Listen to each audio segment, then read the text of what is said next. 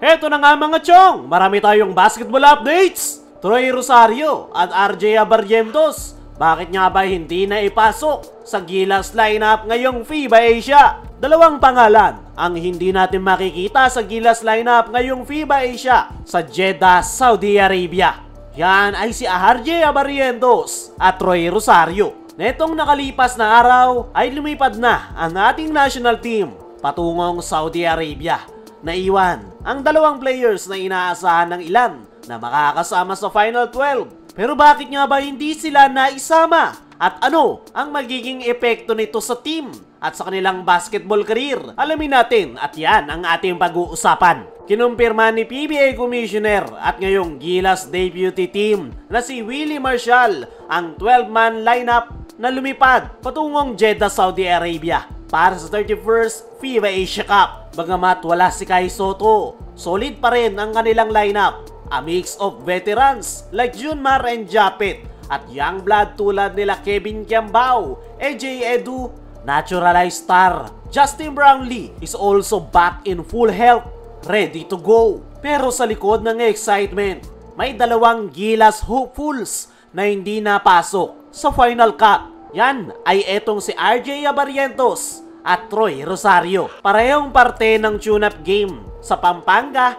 at friendly match kontra Macau Blackbirds. Sina RJ Abarrientos at Troy Rosario ay standby players lang just in case hindi makalaro si Calvin Oftana dahil sa kanyang double ankle sprain. Pero nang maklear si Oftana to play, automatic na ring natanggal sa listahan si RJ at Troy. Marami nga ang nalungkot, partikular na yung mga barangay Ginebra fans na umaasang makikita yung dalawang Ginebra players sa ating national team.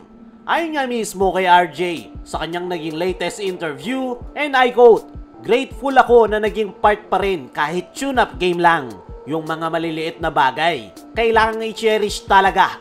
Masaya ako na naging bahagi ako ng Gilas." Pagdating naman kay Troy Rosario ay isa nga itong veteran big man pero hindi nga ito naglaro sa nakalipas na tune-up game ng Gilas kontra Macau Blackbirds. So, what does this mean for RJ and Troy? At para na rin sa Gilas.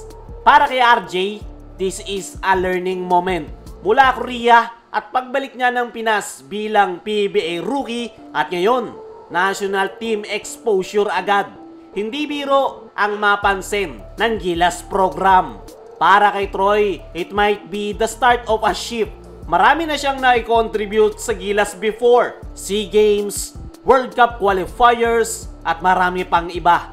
Pero with the youth movement ngayon, baka mas limitado na ang chances niya moving forward para sa ating national team. For Gilas, the Final 12 looks promising. Nandoon yung kanilang opensa, meron ding depensa. Nandoon na rin yung kanilang chemistry, pero as of now, medyo may hirap pang i-measure. Pero sa tulong ni Coach Tim Cone at full training sa Middle East, may pag-asa talaga to end the 40 gold medal drought sa FIBA Asia. Gilas is set to compete from August 5 to 17. Sa ngayon, focus sila sa acclimatization, conditioning, at game preparation. Naka-line up rin para sa Gilas Pilipinas ang ilang mga friendly matches sa Gulf region para mas mahasa at maihanda ang ating national team sa paparating na FIBA Asia. Para kina RJ at Troy, back to PBA grind.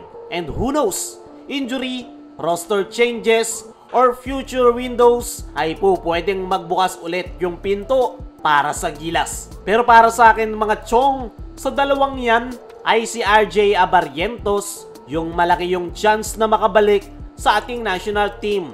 Although pwede rin namang makabalik si Troy Rosario dahil advantage niya nga ay alam niya yung sistema ni Coach Tim na triangle offense kumpara sa mga kaposisyonan niya sa Gilas. Pero mas malaki talaga yung chance na itong si RJ Abarrientos ang makakapasok sa Gilas lineup soon dahil hinahasa na nga ito ni Coach Tim sa Barangay Ginebra bilang panibagong leader ng kanilang kupunan.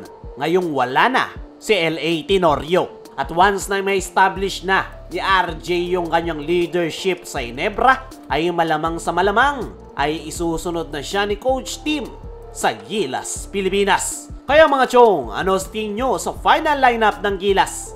Dapat bang naisama si RJ o Troy? I-comment mo lang dyan sa ibaba.